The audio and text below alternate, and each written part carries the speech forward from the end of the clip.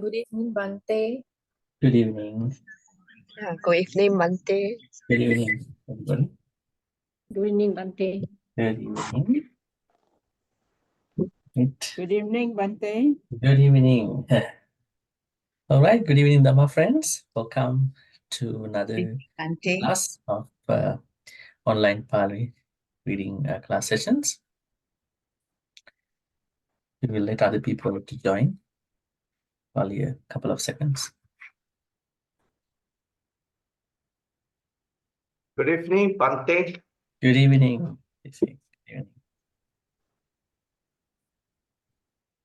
Good evening, Bhante. Good evening, Rashmi. Evening, Bhante. Good evening, Anne. All right. So let's get started by paying respect.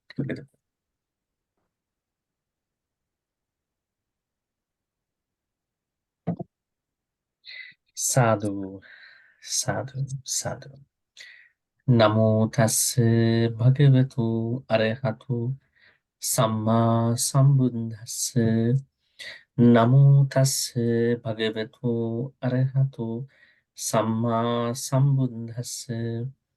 Namo tassa bhagavatu arahatu samma sambuddhassa. Right. Today we are going to do a kind of a review with even by doing the last stanza of the Metta Sutta. We have to first study about the last stanza, stanza number 10, and then we're going to do a review of the whole sutta. In order to do that, I also sent you another blog post about the whole Metta Sutta. How are we supposed to understand Metta Sutta? In particular, the 15 skillful habits and the rest of the things. So we'll be discussing all that today. All right, so first let's take a look at the last verse of the Metta Sutta.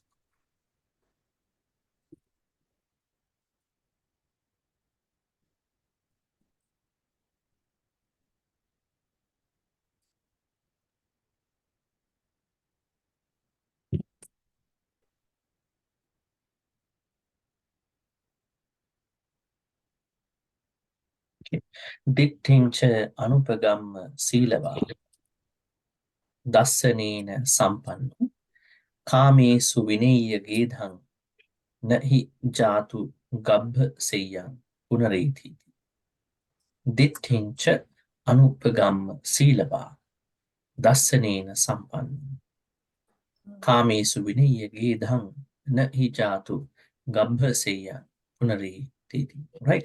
So let's ask groups to recite, and then we'll see any opportunity for others after that. All right, group number 1, please.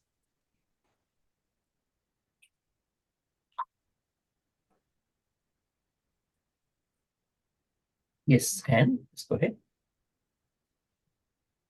Thank you, Bhante. Yeah. Dittincha anupagamma silava dassanena sampanno kamesu vinayakena nahi jatu kappaseyang punaretiti. Punareti. Right, Punaretiti. Okay. Thank you, Bhante. Okay, group number 2.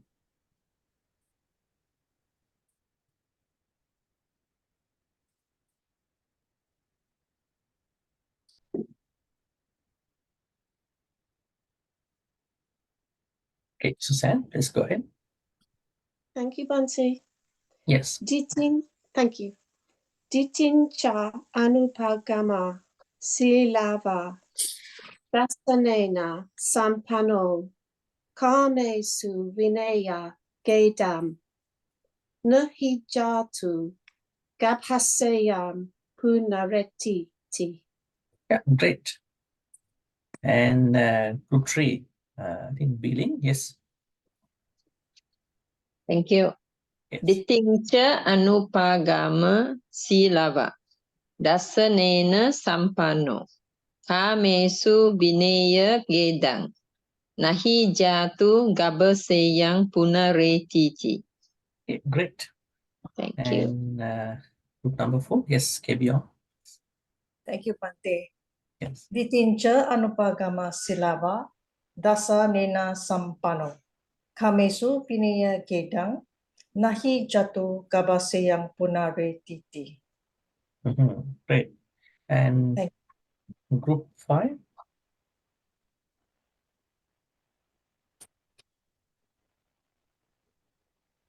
Yeah, group 5.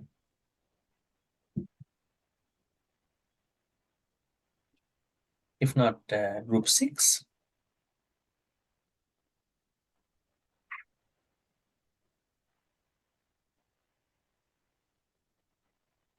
Group 6.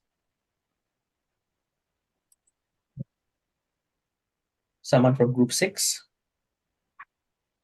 Bhante, I would like to try. Yes, please. Ditincha anupagama silawa. Dasanena sampanyo. Kamesu vinaya gedang. Nahi jatu gahbe sayang punare titi. Can you go for the second line? Dasanena.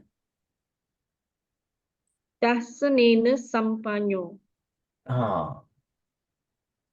There is no panyo, sampanno. Okay. Dasanena sampano. Kamesu vinaya gedang. Nahi jatu gahbe sayang punare titi. Yeah, they all okay. I mean, the only concern was here. Would you like to read again this second part? Dasanena sampano. Sampanno. Yeah, sampanno. Sampano. Yeah, not panyo, wisdom. Sampano. Endowed. Great. Thank you, Bhante. Yes, great. All right, then group 6.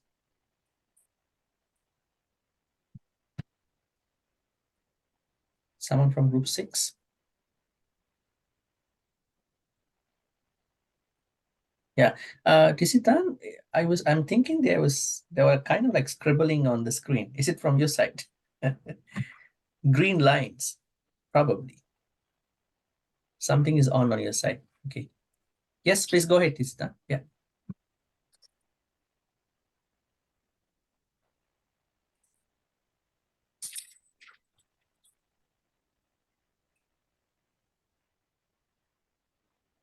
All right, if there's no one for group 6 and group 7. Oh, yes, Shirley. Yeah, okay. Are you gonna do? Okay. Yes. Yeah, Okay, let him do. I forgot to mute. Unmute Okay. it. Let's go ahead. Okay, all right. Ditincha anupagama silava dasanena sampano kamesu vinaya jadang nahi jatu gabba sayam punareti ti. Great. Thank you. And then Shirley.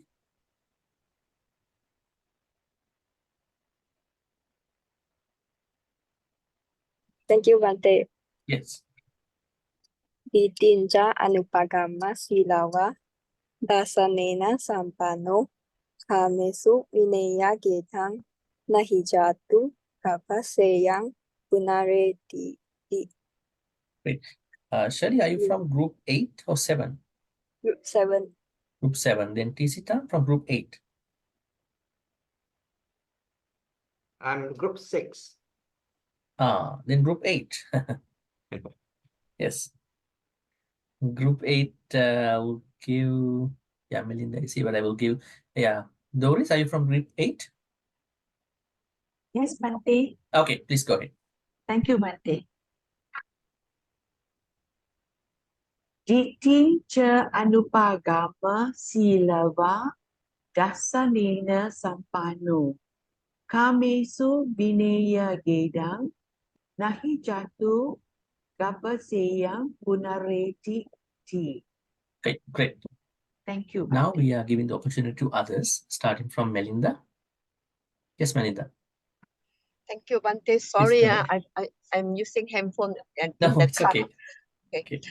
Ditincha anupagamasila dasadena sampanno kamesu videya gedam nahijatu kapaseyam punareti. Okay, great. Thank you. And Thank you. we have Oi. Yes, it. Thank you, Bhante.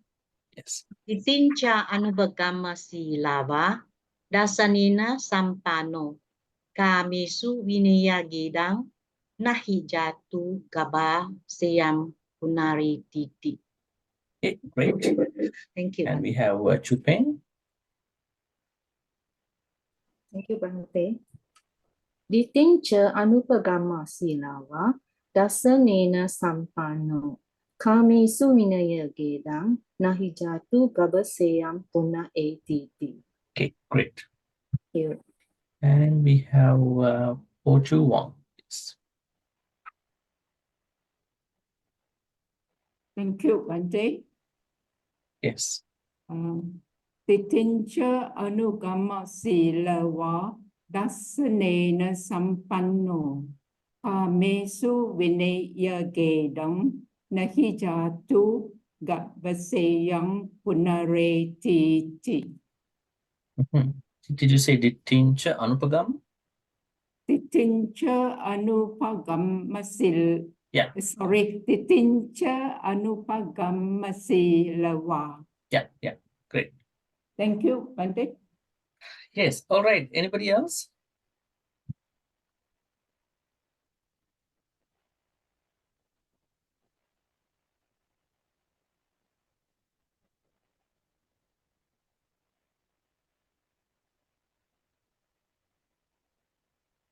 Anybody else would like to read?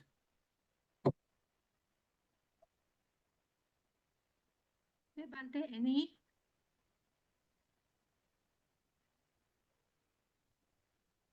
Yes, Annie, you want to read? All right. Please. Ditincha anupagamasila dasanena sampanno kame suvinaya gedam nahijatu gapaseyam punaretiti. Great. Thank you. All right. So let's go to the explanation part of this stanza. This is very interesting. I mean, this is the objective of the Metta Sutta.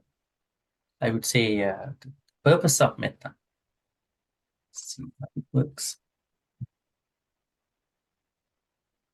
Dittincha anupagamma silava. Now, there are two things to understand.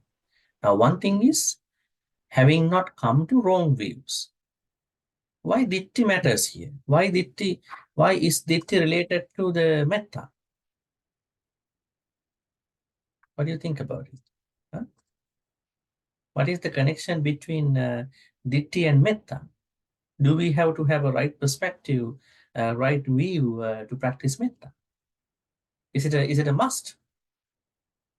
Now, when you get to practice, when you get to learn Metta, nobody talks about this right view. They say you just simply practice Metta. But here, Buddha clearly says, in the practice of Metta, right view matters. Because then only you practice Metta in the proper way. That is why Dittincha Anupagam, having not come to any wrong view. There are many wrong views. In particular, the wrong views about 10 things. If you could remember, there are maybe people who might not think that dana is very important, and minor dana, major dana, and then there are benefits of, I would say there are vipakas, results of karma vipaka, and there is mother. My mother is a special person. My father is a special person, and there are what do you call beings who are born spontaneously, like deva, hellish beings, and there are ascetics, or maybe monks, nuns, monastics who must be approached by others who do not contemplate in their life. So these are things that the Buddha asks us to bring onto our perspectives, right? That is how we will become people who have right view. Now, in this sutta, at the end of this Metta Sutta, Buddha clearly says that the purpose of Metta is that you are not going on to become a part of any wrong view. Wrong views must be discarded, overcome. So that means Metta is taking you to the Noble Eightfold Path, right? Ditti. Ditti is, this is a very, I mean, it's a very deep, I would say it's a deep subject. It's a very detailed subject in Buddhism. The Buddha says all the time, dittis are very misleading us. If you look at the problems in your life, your personal life, social life, most of the problems come from your own views. Maybe you are not submissive to other person's view in the household, isn't it? They want you to be submissive to, and probably you want them to be submissive to you, because what you call your views and their views, these views are in conflict. So views matter actually. Political views, economic views, religious views, right? And that's why the Buddha says views are really misleading us. But in order to understand the right view, we need to understand, in order to understand the wrong views, we should have a framework of understanding the wrong view or wrong views. That is why the Buddha is teaching us right view. But after you have come to that right view, you are not even supposed to be stuck in the right view, because right view is a framework. It's just a what you call is a blueprint that you are going to handle your Noble Eightfold Path. You're going to make sure that you are right on the track in your Dhamma path. That is why you need right view. So here it is clearly said that the purpose of Metta is that you are not, by practicing Metta, as it was given in the previous stanzas, you are not going to fall prey to any wrong views, right? When Buddha talks about the 10 kusalas and 10 akusalas, he clearly says, Miccha dittim bhikkhave paramang vajjani dissanti. Monks, I declare, I tell you that wrong view is the worst akusala. Worst akusala. Now, you can't scale akusalas, because akusalas are akusalas. But if you look at the influence of certain or individual akusalas, Miccha ditti can bring you to all the akusalas. The reason is that, let's say someone lies, and there is someone who thinks that lying is okay, and then this person is going to lie. There are people who rationalize akusalas. Where does that rationalization come from? It comes from wrong views. There are people who simply make akusala, it is also not good. But there are people who are doing akusala by rationalizing, saying that justifying, this is okay, lying is okay, killing is okay, stealing is okay, sexual misconduct is okay, who cares? And then having food and beverages to an extent that you don't have this right mind to make proper judgment is okay. And then what you call by other things, let's say slandering, backbiting is okay, harsh speech, maybe hurting other people is okay with their words, and then gossiping, idle chatting is okay. So they are bringing so many validations to make akusala. That comes from micchaditi. We all may have micchaditi in a certain perspectives, but there are people who have micchaditi, I would say, in very, what you call, different quantities. So the Buddha says that we should not come to micchaditi. The purpose of Metta is to bring you to this Sammaditthi. By overcoming Micchaditthi, it helps you to go to Sammaditthi. Actually, when you have the unlimited friendliness, Metta, you are not going to hold grudges. You are not going to keep anger. You are not going to keep what you call revenge about people who you had before. So that will help you to minimize your wrong views. If you look at many people about their wrong views, those wrong views come from their past sannyas, experiences. So when they practice metta in the proper way, they are letting go of such past bad sanya. So that helps them to, develop right view, not hold on to wrong. So this is very interesting. So the first part, dittincha anupagam. Ditti, anupagam. You can see anu, upa. These are two anu, upa. These are two prefixes.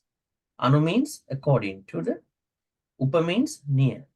Anupagam, that means this is a what you call, this is a Pali verb, kind of a verb style, which means having not come to any wrong. That means even before the practice of metta, let's say there is someone who has not practiced metta before, that person may have had a lot of wrong views. Now that person has started the metta practice. Now the Buddha says, don't go back to the Micchaditthi again. So you already have started practicing right view by practicing metta. Don't go back to the wrong views, having not gone to the wrong views. Silava. Silava means sila. This is one part. Then silava. Silava means virtuous. That means we all have to carry sila, but not too much. We should have a basic sila at the very least. For example, when it comes to lay people, at least to take care of 5 precepts. Not too many precepts, at least 5 precepts. There are people who are boasting, we take 8 precepts, we take 10 precepts, but at least they have to make sure whether they have 5 precepts in the proper way. Right? 5 precepts should be there in their life at all times. Not killing, not stealing, and the rest of the things. Right? It might be easy for you to take it on a very peaceful day, but the problem is the maintenance. Maintaining the 5 precepts every moment, every day.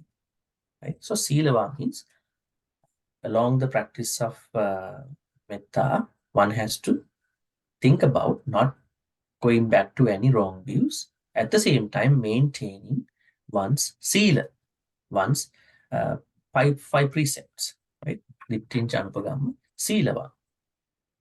Then dassanena sampanna. Now when you don't have the Micchaditthi, then what will happen to you? What will be your views at that point?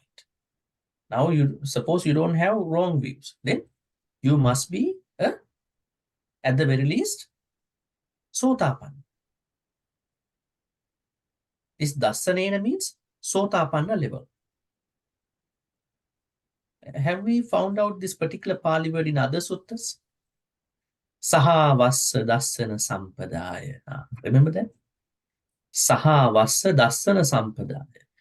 Tayassu dhamma jahita bhavan.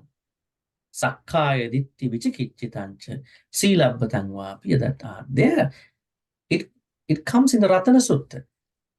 The Buddha says that when you becoming a sotapanna, you have this true insight. That means this, what you call, right view to a certain level. That's why it said, when someone is becoming a sotapanna, then that person's 3 fetters, the first 3 fetters are to be overcome, are to be, discarded. Sakkaya ditti vicikiccha silabbata parama. So here it says, when you keep practicing metta in the proper way, there is no any comeback, maybe going back to the micchaditthi. At the same time, you are a virtuous person, not even virtuous only one day. There are people who take precepts on a particular day. They are so happy. But the problem here is that you have to keep the sila at all times. 5 precepts, not 8 precepts. Just 5 precepts. Not killing is appreciated in every place. It's a criminal issue too, right? If it is not. Not stealing, sexual misconduct, not lying, and then the 5th precept. So you have to make sure that you have been keeping up with the 5 precepts in order for you to benefit the metta practice.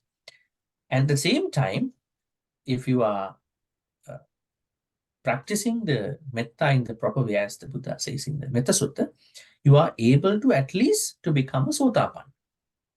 Dassanena sampanna means you are able to go to that level. Dassanena sampanna. Now, sotapanna level has to be understood in the proper way. I always pick up this Vishaka's example, right? There were people who became sotapanna, but still they carried their lay life, their kihi life, right? So that means how did they carry their lay person's life, lay life, while becoming a sotapanna? Do you have to become a monk? Do you have to become a nun? Do you have to go become anagarika? Do you have to become a what you call 10 precept anagarika upasika to become a sotapanna? Not necessarily, because there were, I mean, if you want to do that, go ahead. But if you want to know the Buddhist thought about it, you can still become a sotapanna while becoming a normal lay person. Like this. It is just a change of your attitude. I mean, how you going to understand sila, what you call sakkaya ditthi, vichikicha, silabbata paramis. Now, I always pick up this Vishaka's example. As I said, Vishaka became a sotapanna when she was 7 years old. She must have done a lot of good karmas in the past life. But what happened? And then she fell in love with a man, and then she married as a sotapanna. And she had granted, she never became that kind of a very different person. She maintained a lay life. Someone might say, no, she might have done all the good karmas in the past. Yes, definitely. If you want to become an enlightened person, you can't do everything in one life, because Buddhism talks about many lives, right? So the fruition, the completion of all the paramitas will be the time that you may become an enlightened person. But anyways, here Buddha says, you may even reach out to the sotapanna level of understanding. Dassanena sampanna. Then, kamesu vineya gedam. Most of the translations about this third line of the Metta Sutta's 10th stanza is very poor. What does it mean? Kamesu vineya gedam. Gedam means, what does gedha mean? Gedha means greed. Gedha means greed. Then kamesu. What kind of greed is here? What kind of greed is meant here? The greed in regard to the kamas. Kamesu vineya gedam. So having overcome, having dispelled greed in regard to the kamas. Now, what does it mean by this particular line over here? A lot of people translate this to be having overcome all the kamas. How are you going to overcome all the kamas? You are lay people, right? It's going to be a very funny example then if you take Vishaka, right? It is not that you are going to overcome all the kamas. It is the overcoming of greed in regard to the kamas. You all experience kamas, but never develop greed towards the karmas. How do we know that we are bringing greed towards our karmas? But how many karmas are there? It's a very good question, right? In order for us to understand this, let me ask you, how many karmas are there? Karmas, pleasures. You have no idea. That means you pick up certain karmas as they come in, right? Bhante, is it Bhante, is 5? it 6?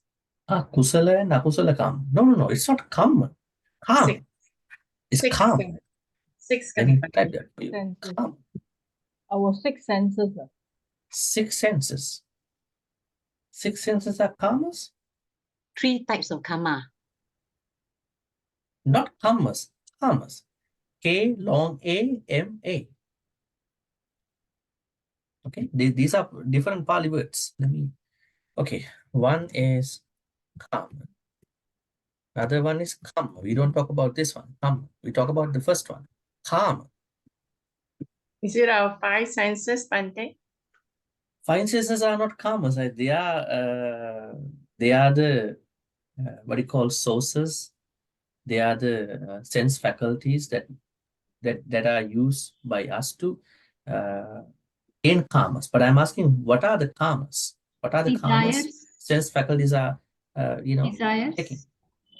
Yeah, Can it I'm be asking desires. What are karma tanha, vibhava tanha, that one? What is it? That is craving. That's clear. That is a larger version of our greed, actually. Greed will become tanha, craving, at a certain higher level. Now, the question is, how many karmas are there?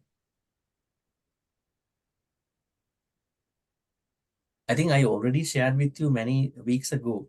Probably you have forgotten about it, right?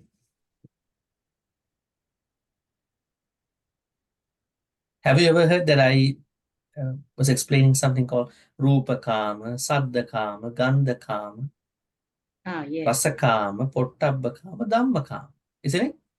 Yeah. Yes, but forgotten What happened already. to that understanding? But forgotten. These are the karmas, pleasures. Now, when you say you are enjoying karmas, sensual pleasures, you are enjoying Rupa Kamas, Saddha Kamas, Gandha Kamas, Rasa Kamas, Pottabha Kamas, Dhamma Kamas. Rupa Kama means now you have a piece of ice, but this piece of ice cannot work without objects. Objects that are going onto the piece of ice are called as Rupa Kama. Rupa Kama means images, form or images. Now, if suppose that we are not blind people, of course we are not. Can we live without seeing things that we really want to see? What is happening to you when somebody that you really like is going far away, separating from you for some time? You feel kind of emotional, sad, because this is somebody that you really want to see every day, quite often. Even something that maybe you are visiting your hometown and you are not coming back, going back there after probably for a couple of months. So that means your eyes need Rupa Kamas. Guddo, akusala, kusala. Sometimes they are good. Most of the time they are not good, actually. Right? Because if you don't have enough, what do you call, sensory restraint, then they are not going to be kusala. What about Saddha Kama? Sounds.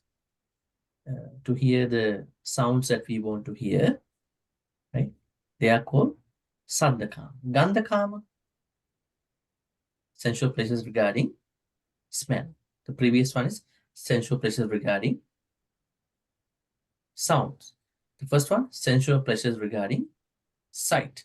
And the Rasa Kama. Now, Gandha Kama means smell, whatever the smells that you like as a sensual pleasure. Rasa Kama means sensual pleasures regarding the taste. Are we struggling with this every day? Yes. How many of you Yes. are born every day that thinking too many options to eat today? Where am I going to eat for the breakfast, lunch, and dinner, supper?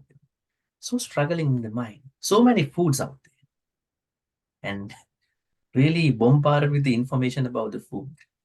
Other people's ideas, your own sanyas. You are thinking the food is not nice over there, right? Very much bothered by other people's reviews. So we are very much bothered by rasa karmas, right? What you call tasty karmas. And then pottabhakam. Pottabhakam means sensual pleasures regarding touch. Let's say you are such a person who is really looking for cozy stuff. Your bed, your chair, the place where you want to stay, maybe the workplace, even the vihara that you are going. You are not able to make up your mind if you happen to go to another vihara. Maybe people, right? So all these are called pottabhakam, sensual pleasures regarding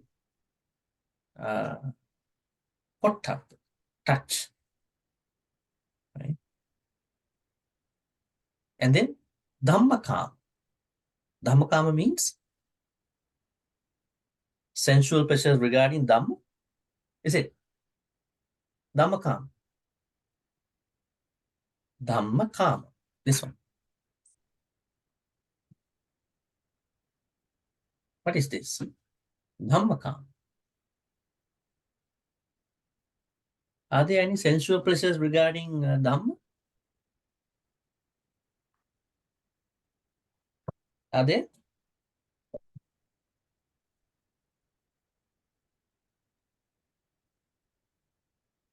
Are there any sensual pleasures regarding Dhamma, or is it something else?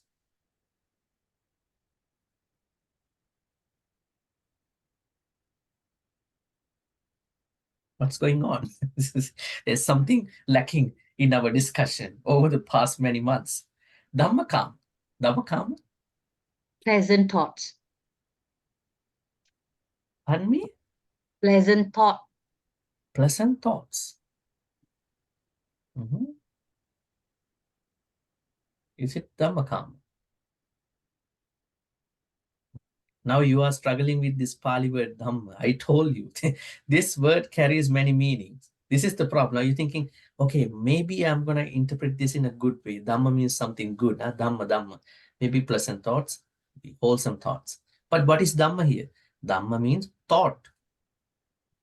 Another meaning for Dhamma is not doctrine, not teaching. Here, Dhamma means a thought. Let's say I can say, since morning, I have been having a lot of Dhammas. Now, people who don't know this secondary meaning of the Pali word Dhamma, they say, Dhamma means Dhamma, right? Dhammati, no. Since today morning, I have been struggling a lot with my own Dhamma. Dhamma means my thoughts. Pali word Dhamma means thoughts. Dhamma, D capital, means teaching. Right? So there are many multiple meanings of the Pali word called Dhamma. So that means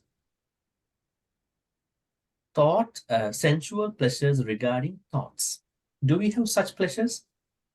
You are not going to eat anything. You are not going to smell anything. You are not going to touch anything. You are not going to hear anything. You are not going to see anything. But still with your mind, with your thoughts, you are enjoying certain thoughts.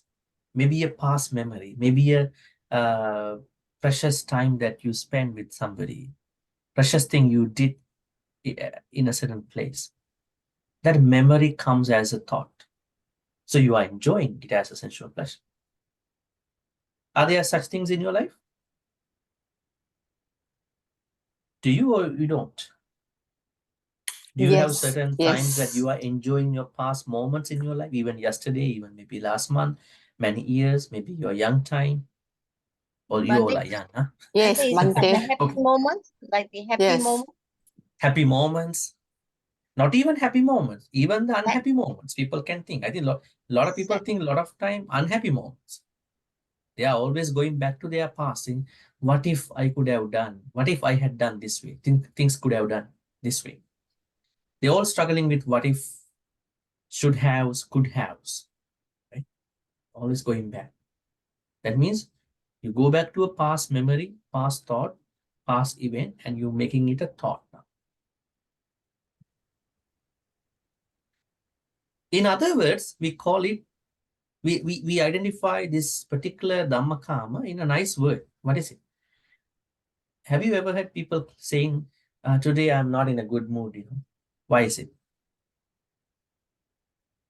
One person is saying, I'm not in a good mood, so don't talk to me. I need my quiet time. Why is it? This person is struggling with something that happened. Probably in the past, probably yesterday, right? So that means that mood is very much related to the thought. Because of that particular Dhammakama, that person cannot go back to the normal life, go back to the present moment. And telling everybody, I need my quiet. Let's say, time you may need isolation, shunyagara. But the nature of that activity, that particular thinking, is Dhammakama. Now, the reason why I explain these 6 kamas, Rupakama, Saddhakama, Gandhakama, Rasakama, Pottabhakama, Dhammakama. I hope that this will be the last time that I'm sharing this and you will memorize this next time. Same thing. We don't have to repeat the same thing. But anyway, sometimes we need. So these are the kamas. There are multiple kamas, 100,000, even million kamas different people have. From mild, minimum level of kamas to higher levels. Now, the Karaniya Metta Sutta, the Metta Sutta says, when you practice Metta in the proper way means how the Buddha explained to us in the Metta Sutta, which we will be looking at after this, you are not going to bring greed, lobha, towards those kamas.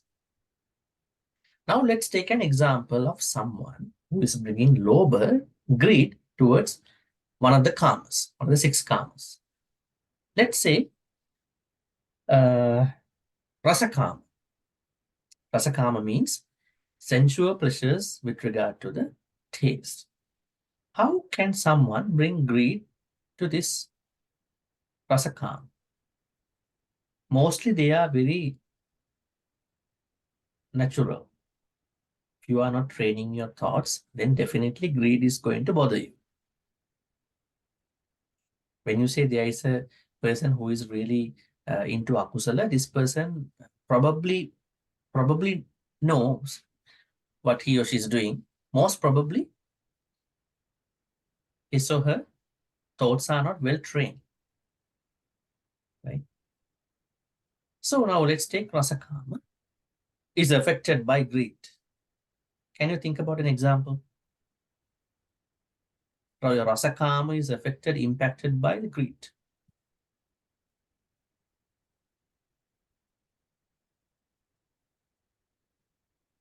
Bhante, can we say we crave more for the food, for the taste?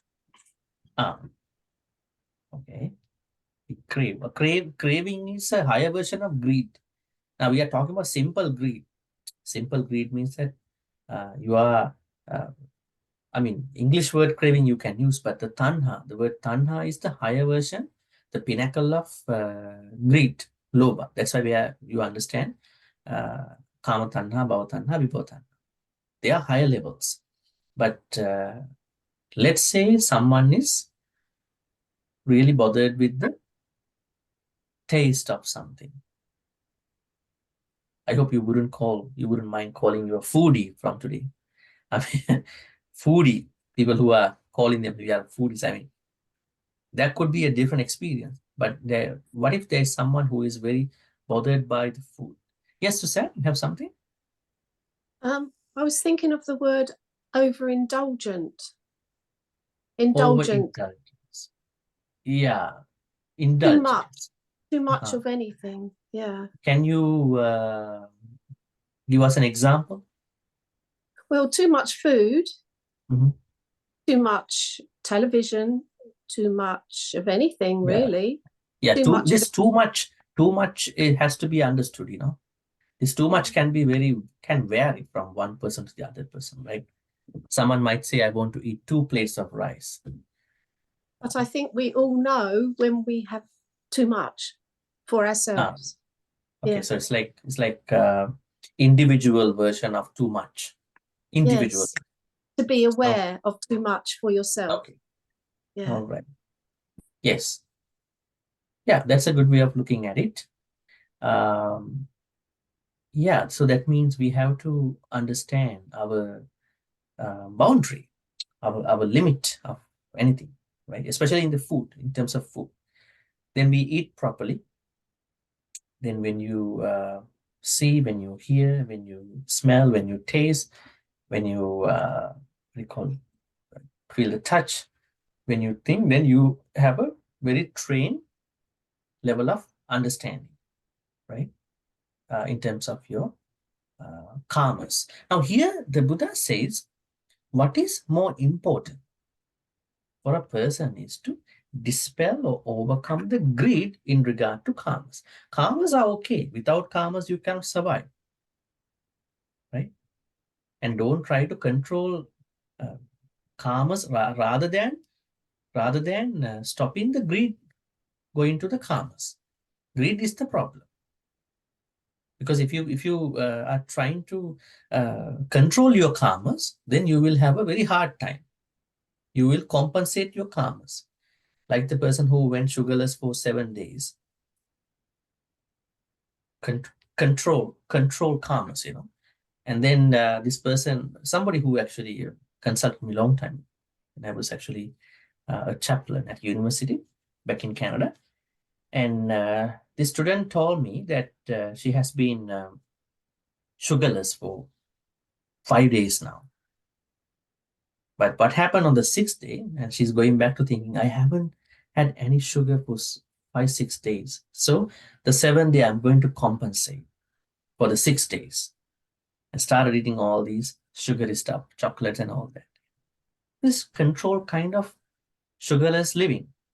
So we need a lot of wisdom to understand, to handle this greed part in regard to the karmas.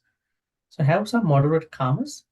You understand, and it's well trained and well balanced, and not going to control unnecessary. But you know there is a certain discipline with regard to your karmas. That means you are not bringing low. Kamesu vinaya geda. So no gedang in terms of karma. So vinay. Na hi jatu gabha seyang punareti. That means no.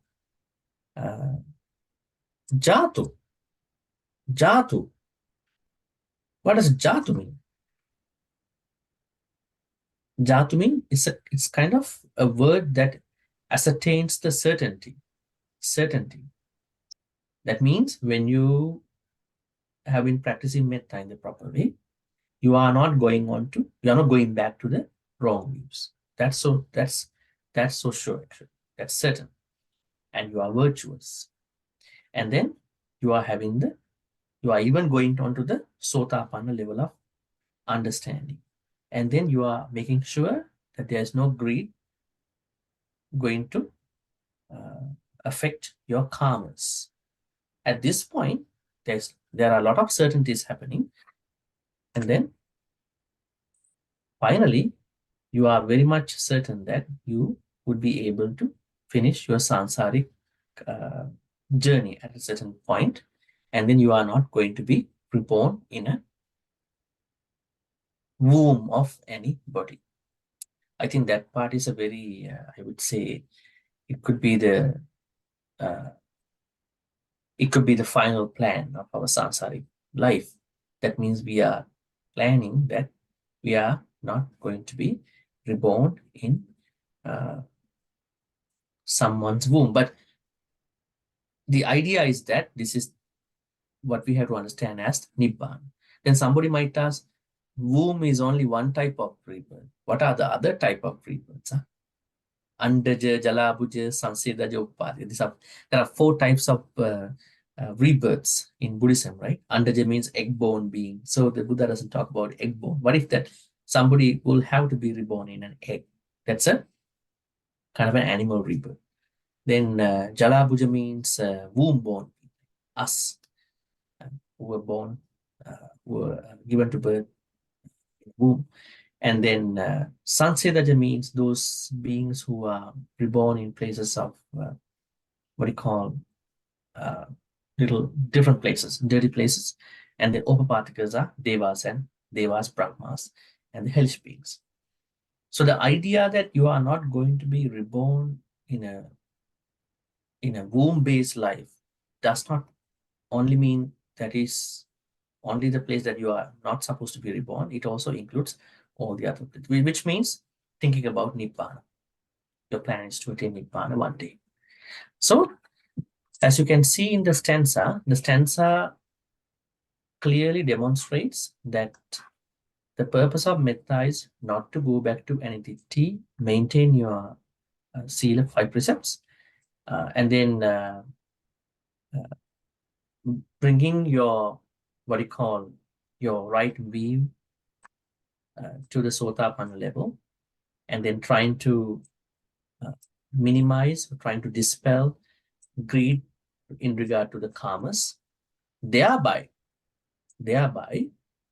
planning, wishing not to be reborn in a womb back again. This is the idea of the verse. All right, any questions about this stanza before we do the review? Bhante, so the last verse meaning is the summary of the sutta, is it?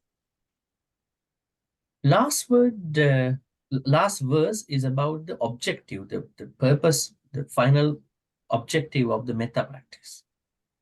Oh, okay. Yes. Okay, thank you. Let's say someone is very concerned about why do I practice metta? In order to answer this question, we have to understand the context of this last stanza, verse number 10. That means our plan through the metta at a certain point of our practice is not to fall prey to any wrong views, maintain our sila practice, and then becoming a sotapanna at a certain point, and then trying to discard the greed attached to the karma, thereby completing the sansaric journey.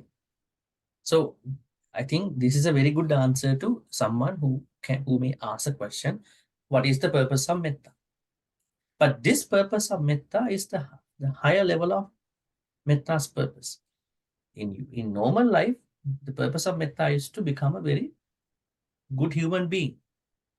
You have to first become a good human being before you're thinking about Nibbana. Right? There are people who are trying to become an enlightened person, even without not having the normal human qualities. They are not kind, compassionate, they are not practicing, day-to-day Dhamma. Then trying to reach up to that higher level, it might not work, right? Right? Any questions about this stanza? Bhante, Yes. Bhante, can Bhante explain again the dasadena sampanno? Some little catch up. Yeah, dasana means the attitude of a sotapanna person. Or I would say the mindset of the sotapanna person. That means you have to be a sotapanna to have that mindset. Now, through the practice of metta, you will be able to get to that level also. Dasanena sampanna. You will become a person. Definitely you will become a sotapanna. Because when you become a sotapanna, then you know that after you become a sotapanna, what do you think about your pleasures? Let's say you become a sotapanna person. What do you think about your sensual pleasures? Rupakam, Saddhakam, Gandha, Rasa, Pottappa, Dhamma. We will reduce. We will reduce the sensual desire. They are not reduced. Only when you become a Sakadagami person, they will be reduced by half. But when you become a Sotapanna person, they are not reduced, but they are well trained. They are well disciplined. How can a Sotapanna person will discipline their karmas? they know how to stop greed is going to impact their karmas. So this is the idea. That means you can also understand this last verse as the process of a Sotapanna person. When you become a Sotapanna person through the practice of Metta, you will become as such. You know how to train yourself with regard to your karmas, to develop sila, you maintain sila, and then you are not carrying any michaditti because you have already come to the stream. You are a stream winner already. So you could take this as a gradual process, how you will become a Sotapanna person through the Metta practice. Okay, thank you so much for explaining. Thank you. Even the Ratana Sutta says the same thing. When you practice, you see the Ratana Sutta, you see halfway of the Ratana Sutta, Buddha talks about how to become a Sotapanna person and appreciations for the Sotapanna person. These both suttas are actually telling us to think about becoming a Sotapanna, not become an Arahant in the first place.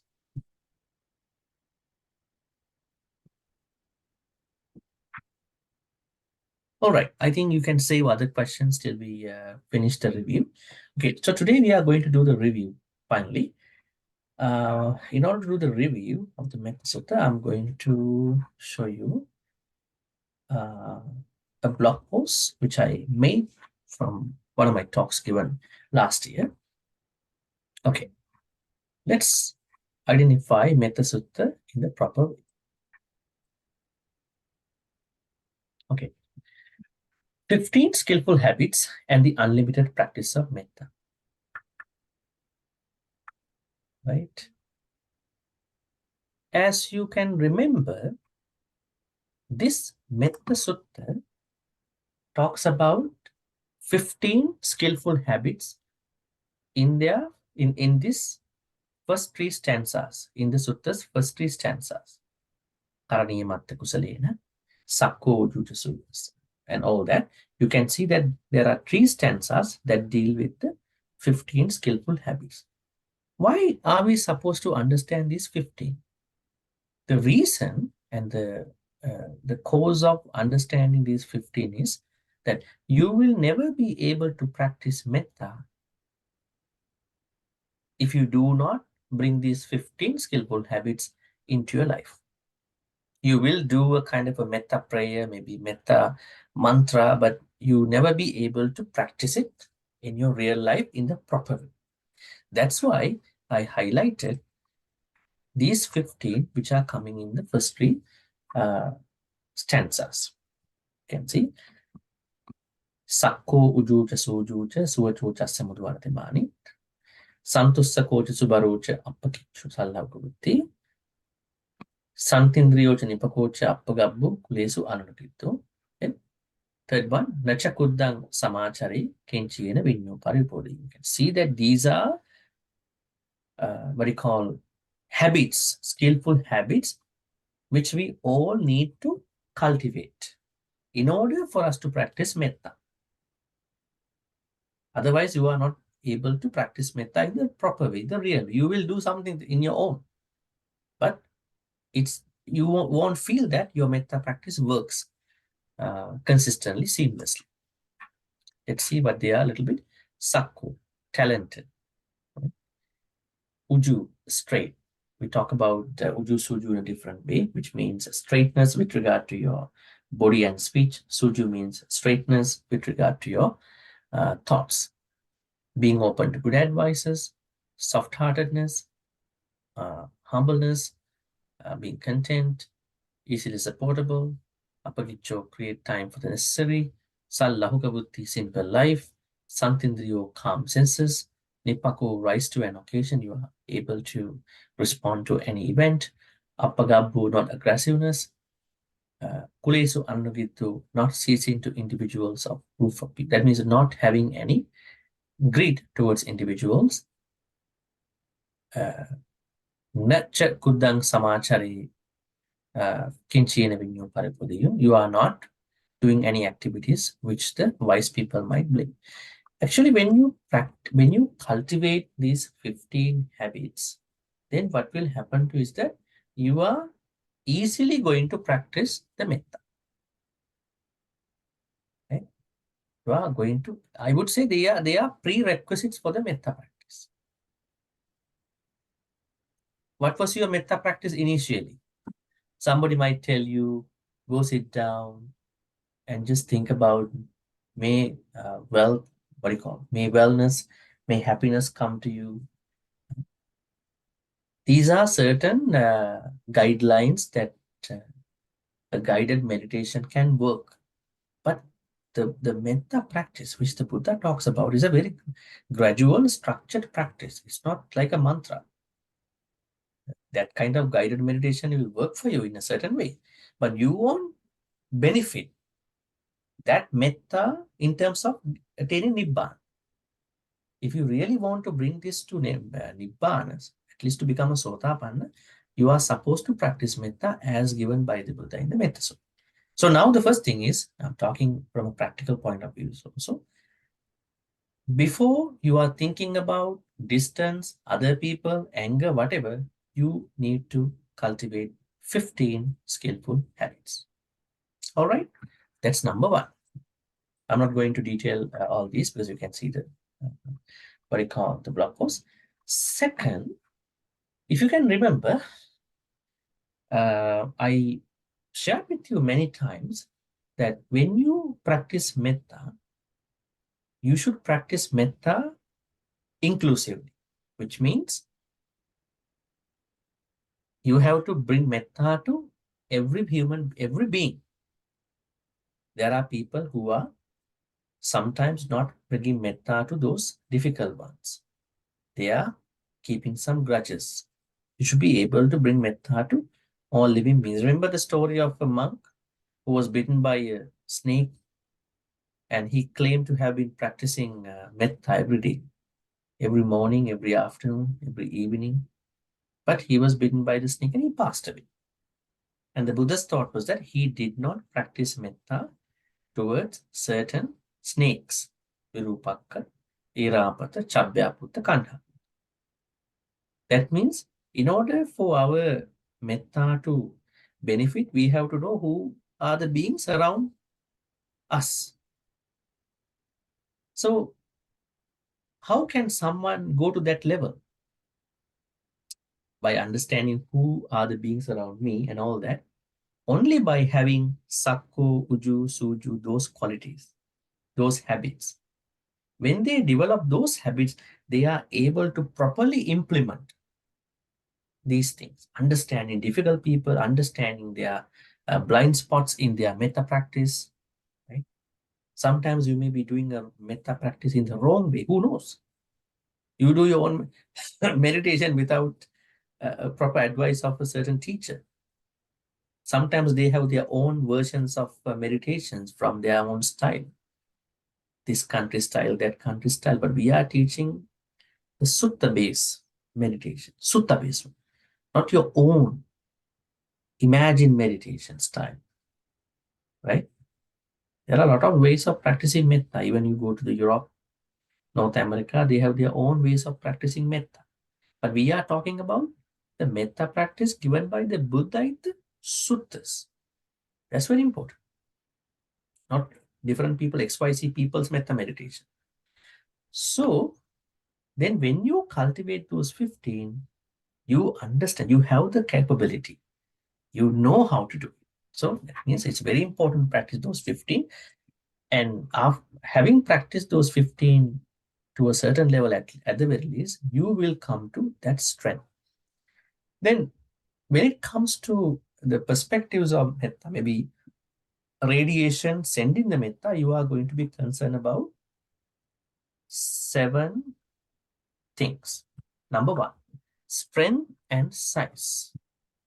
Ekechipana Buddhati, Tasavatavarava Sisa, Dighavai Mahantava, Majjima Rasakanti. Now this verse number 4, talks about very important stuff.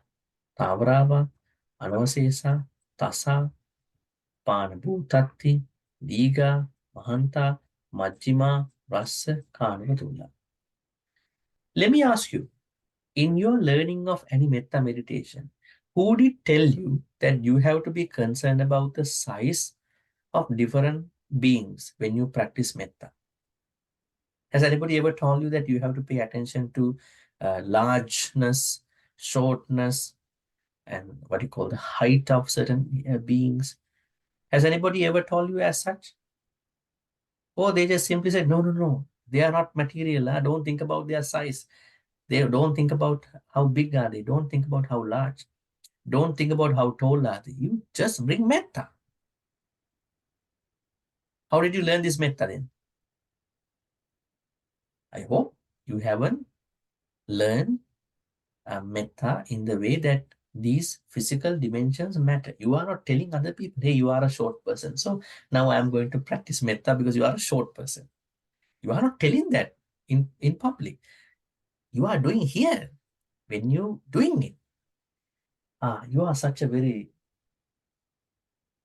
tall human being, so I'm going to think about you now in my metta practice. That's going to be very discriminating to other people. You don't need to talk to other people. Don't tell other people that because of your size, because of your height, because of your whatever dimensions I am practicing. You are telling I am practicing metta to everybody. But in your practice of metta, you have to pay attention to the size and this dimension, as the Buddha said. Otherwise, Buddha had no reason to say Diga, long, Mahanta, large, right? All these dimensions. Because the another idea that we understand the suttas about these dimensions is that when you think about largeness, height, and all that, you have to bring that largeness, height, and all that to certain beings. You understand certain beings around your place. So that those beings can feel your metta.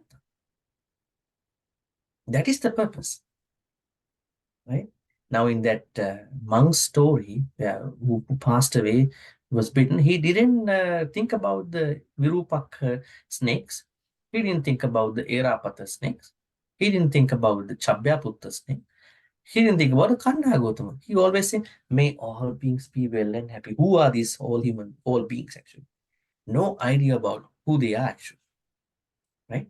So, at the very least, we have to know who are the beings around at least animals. If you have some dangers from it, if you are in a place where there are a lot of elephants, you think about these elephants. Sometimes they are very wild. Maybe in a place where you find lots of other, animals,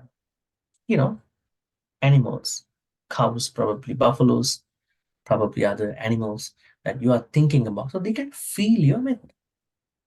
In order for you to think about these animals, you have to know how big, how large, their behavior and all that, right? Otherwise, you can't think about, that.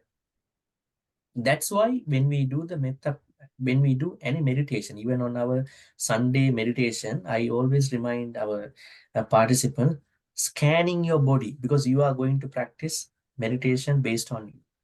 We have to get a sense of our body, not to attach, not to be greedy. So, in your metta practice, size matters. You are not telling that to any people. You are trying to understand their dimensions in your practice. That is what verse number 4 says. Not even the strength, but also the size. Strength and size, they matter. And other manifestations, what are the? Visibility, distance, rebirth seeking. Visibility. Ditta vaeva aditta. There are some beings that I can see. There are some beings who I cannot see. This could be devas, nagas, mahitikas. At the same time, these could be animals that we cannot see through our naked eyes. Can we see the bacteria? Can we see the virus? Can we see other tiny, tiny small beings? Right? So we have two aspects about invisible beings. Those we cannot see because of the inability of our eyes in terms of this life, and also other beings we cannot see because of the inability of our eyes in a different context. So that means what you call distance, visibility distance, and you are not only practicing metta to those beings who you know, who are born, also you are practicing metta to beings who are at the moment looking for another life. Another life. All right, and then we discuss through stanza number, this is stanza number 5, verse 5. Verse number 6. Deception, ill will, anger, and harm. Metta practicing those evil events. Stanza is na paro paranni kubbeta nati manyeta kattachinan kanchi vyarosana patika sanya nanya manyasa dukkha vicce. What does this stanza mean? This stanza says when you practice metta, you come to a level from where you are not even thinking pain, unhappiness in anybody. Whatever the harm that has happened to you, whatever the problems that have affected you, but you have made a safe gap, safe boundary with those people, individuals. But you are safe now. But still the hurt is still there, the way how you interpret that. But you are not wishing unhappiness. You are not wishing pain. You can't come to this level in a day, 2, maybe 1 year, 2 years. It takes time. But this is the ideal state of your metta one day. Ideal state. So when you don't have that kind of mindset now, then your metta has not grown to that level. Take your time, but don't take a lot of time. Okay? Because you never know how, when you get old, you might be senile and your cognition might not work at that point. Before that thing happens, develop all these things and come to that ideal level that whatever the harm that had happened to you in your past, right? Never wish anybody's unhappiness because of that. If you wish that, that is our problem. Probably those people already passed away. They are not with you anymore. You are a safe being at this point. Then you have to heal yourself and then to move on with you. Your life is very important. So that is the ideal state of your metta, right? One day you must come to that level, maybe soon. Nature of metta. This is also misunderstood by many. Verse number 7. Mata ayataniyam putta ayusa ek putta manurakke evam pisabba bhutesu manasambhavya parimana. Now, I'm always questioning about a young mother's love towards her only one son. Is this a metta or a personal? What do you think? Huh? Yes, no. This is a personal love because she has only one son and she loves him unconditionally. Now, what are we going to learn from her? We are not going to learn how she does it to the son because we all may have had that experience. We are trying to take that unconditional part only. That is what matters in our practice. We are only going to take that unconditional part. That means when she loves that son, it is unconditional. So in our metta practice, we have to bring our metta practice to this unconditional level. That means we can't condition our metta practice. Right? My neighbor did not come to my party or whatever, so I don't have to send metta to him. Right? Maybe my friends who were with me last couple of years, now they are not coming to me, they are not talking to me, so I don't need to put them into my metta practice. So this is a very conditional practice. You might think it is okay, but it is not going to be okay in the long run. Maybe you may have had a problem. It's okay. You may have had a problem, so you can't talk to them. But still in your mindset, you are keeping your practice unconditional. Otherwise, you are limiting your metta practice, becoming somebody who has a very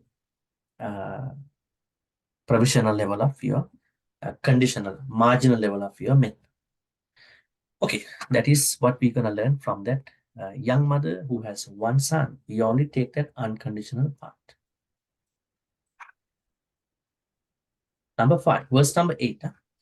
Mettancha sabbalu kasming manasambhave aparimana. Uddhang adochitiriyancha asambadang avirang asapatang. This stanza talks about how to bring that unconditional metta. Now we know unconditionality is very important. How to bring that unconditional metta towards directions. Now a lot of people, they come to this point without practicing the previous stuff. You cannot go to these directions without thinking about, without practicing the previous. Uddang, adu, tiriyang, asambadang, abedang, asambadang. We discussed. Now, when you are in a certain place, you have what you call the underneath of you, and you have the above, below, above, and you have this across. That means when you are in a certain place, then you can position yourself and looking at these aspects across of you, and then above and below. So your metta has to go to all these places. That means who is below you? If you believe that apayas might exist below you, then definitely you have to bring metta to all the hellish beings. Right? Not creating, you have to bring metta even to the people who are suffering in the hells. Not think, yeah, okay, they must suffer, they have done a lot of bad karma, they must suffer, That is also a breach of metta. You have to bring metta to all the people, all the beings who are below you. And what about beings above you? The beings above you, maybe the deva, even the people who are, going on a flight above you. You are wishing a safe flight, There is a flight going beyond, above me. May you have a safe journey, whatever, right? So, and then across means everybody at your same level. That means how you are going to bring that unconditionality at that point is, this is what we understand by that. Verse number 9. This stanza says how important is the metta practice. How important. We did that last week. Tittang charan nisinnova, sayano vayava tassa vigatamiddo, etang sating aditeya, brahma metang viharang idama. Standing, what do you call, walking, sitting, lying down, till you are awake without stop. Now, your metta has to sync with all your postures. Standing, walking, sitting, lying down. Now, the problem is, I know you all can practice metta when you plan that you want to practice metta. Is metta coming naturally to you, or you have to struggle a lot to create metta?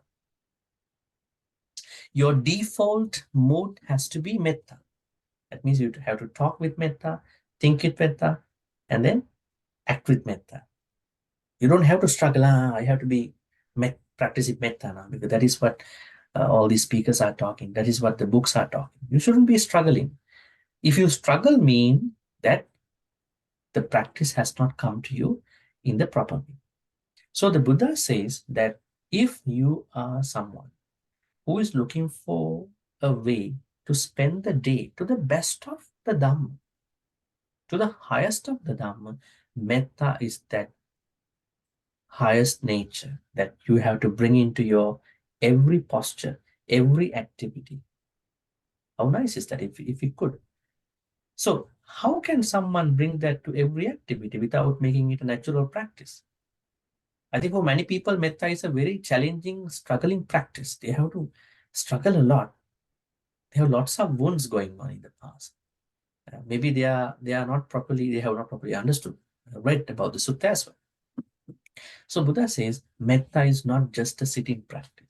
It is a practice that you have to bring in all the time, so that you are bringing that highest Brahma Vihar, the highest mood, highest attitude, right? That is what this stanza talks about, okay? Finally, today's stanza. So I think we did that already. The purpose of metta at this point. All right. Any questions about Metta Sutta? We have probably a couple minutes before we transfer the good karma. Bhante, Yes. okay, Dasa Nena Sampano, does it mean that because Bhante mentioned about Sotapanna, does it mean that you have the Dhamma eye? Yeah, Dhamma I means Sotapanna. Dhamma Ah, Chakku. Dhamma, so If you go it's to Dhammacakkappavattana Sutta, Bhante Konnanya had the Dhamma Chakku, which means he became a Sotapanna. Yeah.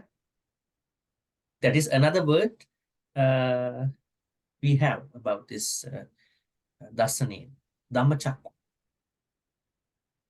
okay. The It's on the second thing naked, is oh sorry, Bhante. it's on the naked eye. It's a Dhamma eye.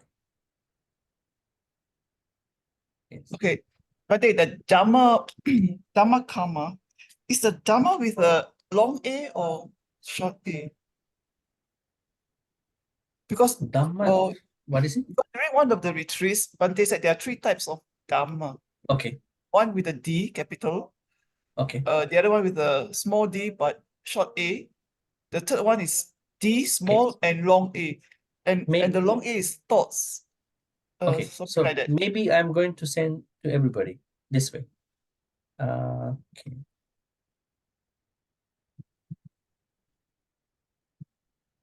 Now this one we understand as the teaching, right? We call Dhamma to be thoughts. Dhamma is the nature.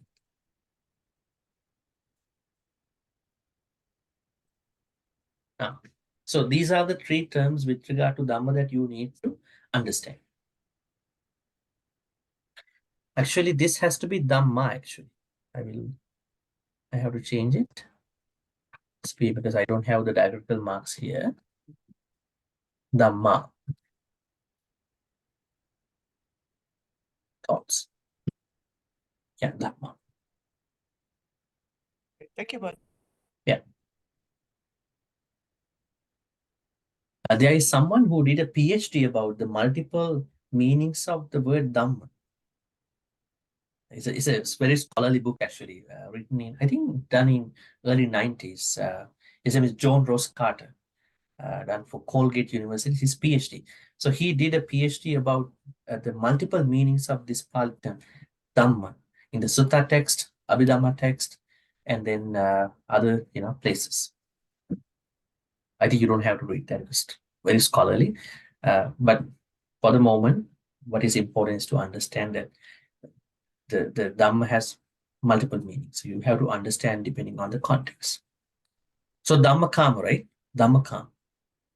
That means sensual desires with regard to the thoughts. So next time when we say Dhamma Kama, it's not a pleasant thought. It is about sensual pleasure with regard to any thought. Bhante, can I Yes. just ask, karma, K-A-A-M-A, what's the meaning? Because I checked the Pali That is also dictionary. another complicated loaded word. Kamma is intentional action, call it volition. But kama is sensual desire. Make sense? Kama, sensual desire. I don't have the diacritical marks over here, so you have to take it as long A. Kama. Thank you. That one Thank you is so kama. much. Bhante, Yes. on the verse 10, nahi jatu gabasean punaretiti. That means to be reborn in the womb again. That means Sotapanna and Sakadagami, right? So this one, that means it shows that it's Anagami and Arahan, is it? Actually, if you look at the first three lines, it means now the person has already become a Sotapan. So the last line is telling what will happen to a Sotapan in the end. The first three lines. Okay, let me show you again. Yeah, got it. Now, okay, you can see this line, this line, this line. They are about the Sotapanna's existing level, the current status of a Sotapan. Now, what is left for a Sotapanna is to become an Arahant. So then Sotapanna will not be reborn at a certain point in another mother's womb. So it has been given from the Sotapanna's mindset, Sotapanna's status. Because assuming that you are going to that level, and then the rest is becoming an Arahant one day. Got it. Thank you, Bhante. Okay.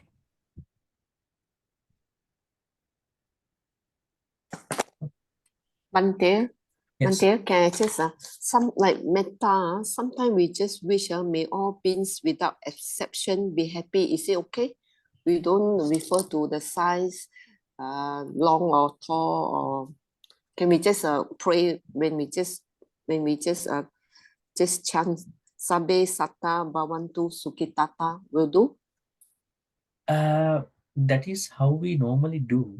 But in the practice, we have to reflect upon the dimensions. Not to tell other people. Don't tell other people that you are tall, you are short, you are big, you are large. That's going to be very discriminating. You might be attacked. I mean, don't be bothered by many things, but just to understand. This is mainly about the difficult people, actually. Now, if you look at many people who are practicing Metta, they never include the difficult people in their practice. They are claiming, I've been practicing Metta for many years, but I don't think I'm benefiting from this practice. I'm having kind of a happiness at that time, but in my household, things are not going to be comfortable. The problem is there is someone who is really giving a hard time to this person.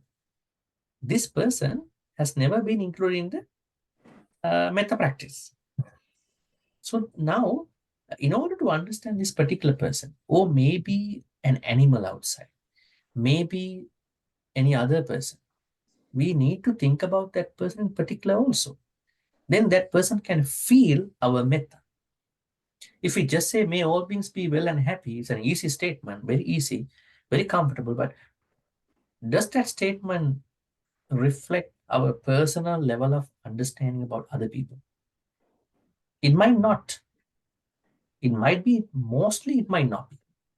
So that's why the Buddha clearly says, Dittavai, visible, invisible, large, big. Why did he have to say all this? Because this is the way how it benefits. I mean, when you do it personally that way, but when you are supposed to tell other people how you do the practice, don't tell that you are this and that. Because then you can use that, the normal way of practicing Metta, like you said, may all beings be well and happy. But when you do it personally, practically in your household, do it the way how the Buddha says. It will work. Okay, thank you so much for explaining. Thank Yes, you. yes. Thank you. Yes, Nai, you have a question? Yes, Bhante. Yes. The line Kamesu Vinaya Gedam, having removed all greed for sense pleasures, that is the mindset of the Sotapanna. Sotapanna is like that. Sotapanna still has karma, but he or she knows how to dispel the greed in regard to the karmas. Yes. Sorry, Bhante. So it means that they know how to dispel, they recognize the greed and they know how to dispel it. It's not the mindset is not that already removed from the mind. It's not No. They still have karmas, because you will not have you will finish your karmas if you go in the proper way when you become an anagami person. Sotapanna still has karmas, but the difference between a Sotapanna's karmas and our karmas is that we sometimes don't know how to dispel the greed going to our karmas. Whereas Sotapannas know that this is the greed level, I have to dispel that level and I'm going to normally enjoy my life. Okay. That manifestation is very traceable to a Sotapanna, but not to other people. Okay, thank you, Bhante. Yes. All right. I think we almost have come to the time. Yes, Annie, we can have your question too, finally. Bhante, can you explain the meaning of Anupagamma? Okay, Anu, Upa, they are two prefixes, Pali prefixes. In Pali, when you add prefixes, meaning will be changed. Right? So normally the meaning is gamma means you going some, going. Now I think you find this term in Dhammacakkappavattana Sutta also, right? The Buddha says, Dveme bhikkave pabbajitena anta sevitappa. What you call Kamesu Kallikanyu, Anupagamma, Majjhima Patipada, Anupagamma. Someone who has gone to the homelessness, that means becoming a monastic, has not gone to the Kamasukalikan Yoga. Oh, not go to the Aftagalamatana Yoga, going to practice Majjhima Patipada, middle path, noble eightfold path. So Anupagamma means not going. Gamma means going. Anupagamma means that you are not going. Anupagamma. Yes, that means you are not going back. Now, what you call someone who has been having a lot of wrong views, not going back to the after the practice of Metta and becoming a Sotapanna, will not go back to the wrong views back again. This one means not going back to the wrong views for a Sotapanna practice. Wrong views compared to a Sotapanna. Now, this is about a Sotapanna person actually, not about us in the larger sense.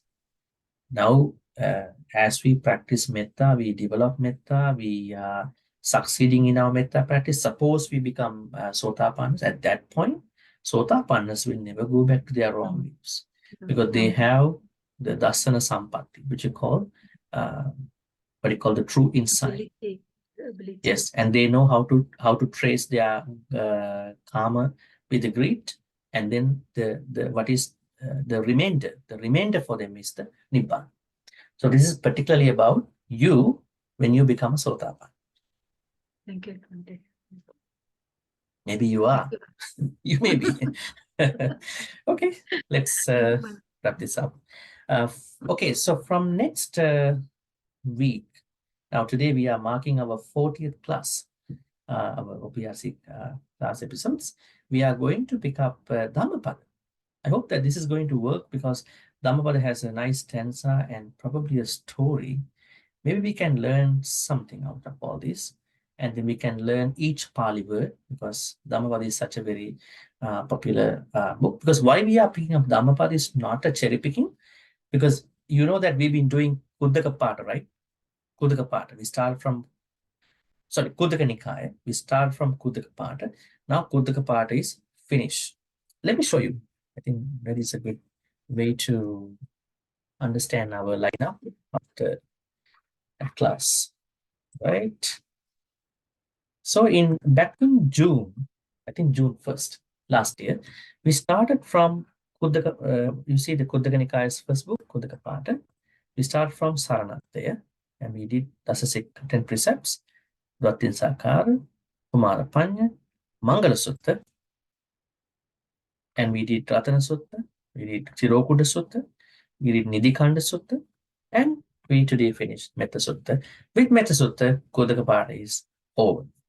Then we are going back to the second book of Kuddaka Nikaya. As you can see over here, Kuddaka-pāṭa, and then Dhammapada.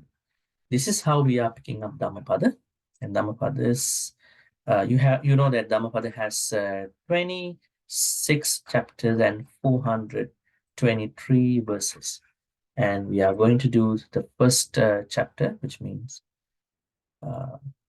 we might probably take 2 verses depending on the time, because Dhammapada's first chapter has 2 verses. Pairs go on, pairs. Good side, bad side, good side. Let's get ready for that. So a new beginning for our class, because I think this will go to many days, cover up all these stanzas. And finally, you will have a very good understanding of many aspects of the Dhamma. May all the good karmas which we're making today be transferred to all the departed ones. May they be well and happy. May they attain the supreme bliss of Nibbana. Sadhu, sadhu, sadhu. Idam me ñāti nang hotu sukhita huntu ñātayo. Idam me ñāti nang hotu sukhita huntu ñātayo.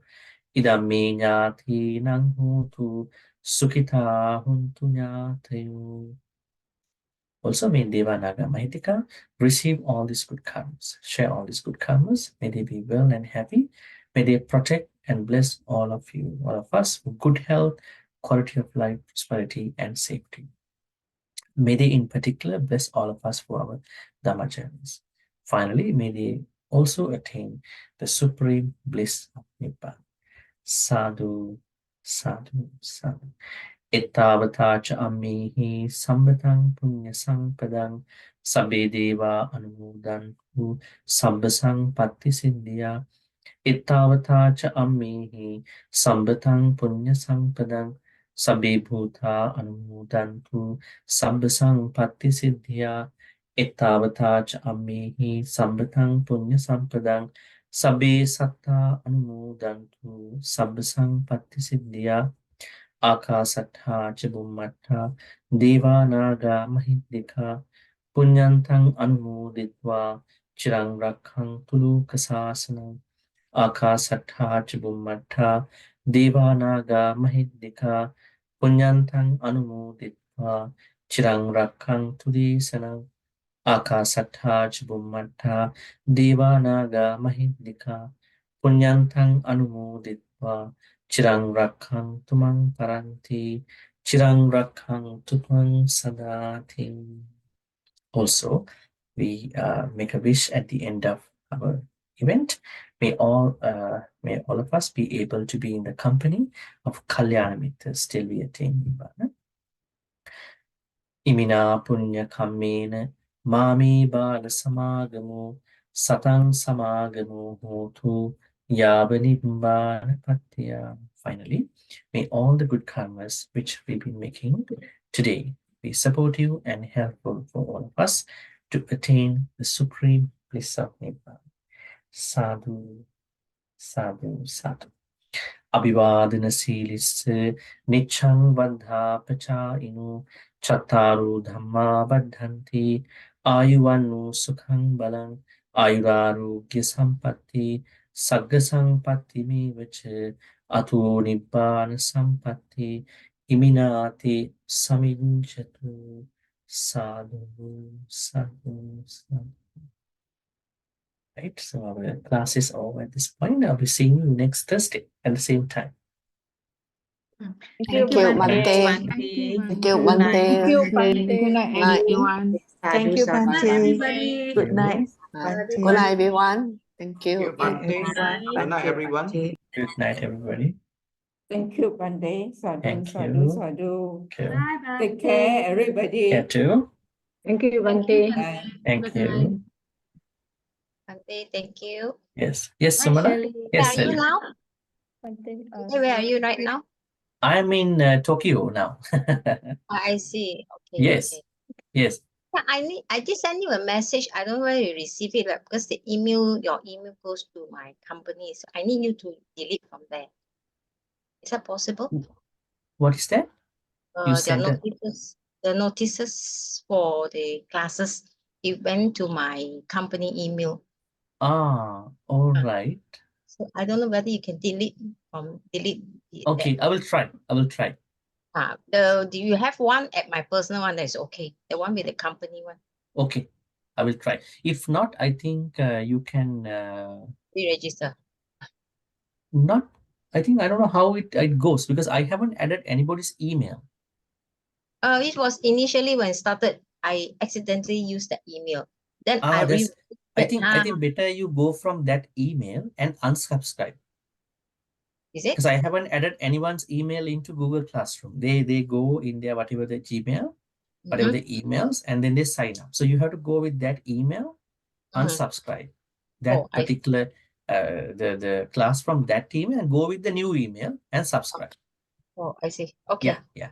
I'll try that one. Okay. Okay, right. Yes. Thanks. Yes, Shirley, you have something to say? Bhante, the next 2 weeks, 2 Sunday and 1 Thursday, I will travel. Then I want to take leave from your class. That's Sorry. okay. That's okay. No problem. Okay, I hope that you yeah. catch up with the class. I mean, recordings. Yeah. Okay. Better. Okay.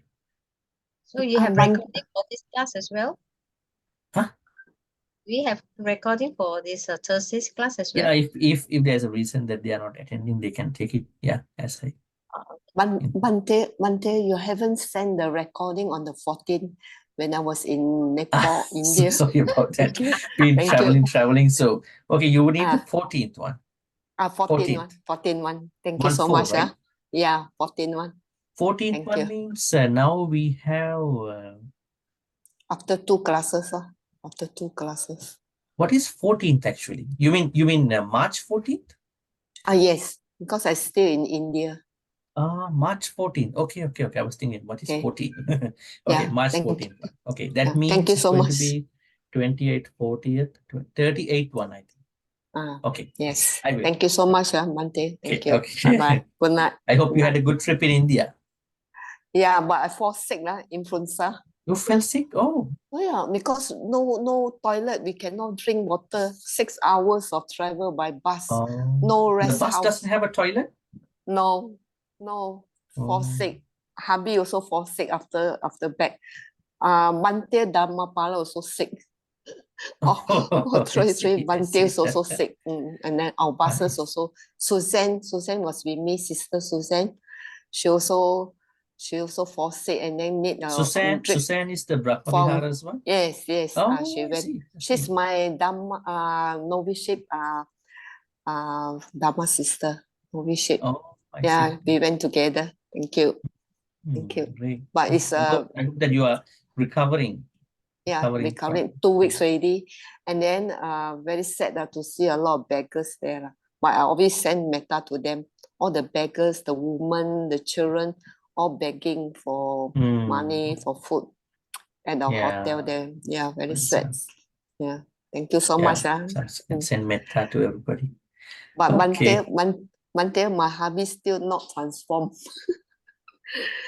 Oh. Brother Roger, still not transformed. When he came back, I still see the same thing. Thank you. Did we make a plan about it? We did we? Yeah. Anyway, maybe I will message with you one day about this thing. Okay. Yeah, Thank you so much. Let's have a plan. Yeah. Okay. Thank you. Okay. Good night, bye-bye. everyone. Okay. Good night. Bye-bye. Bye. Sadhu.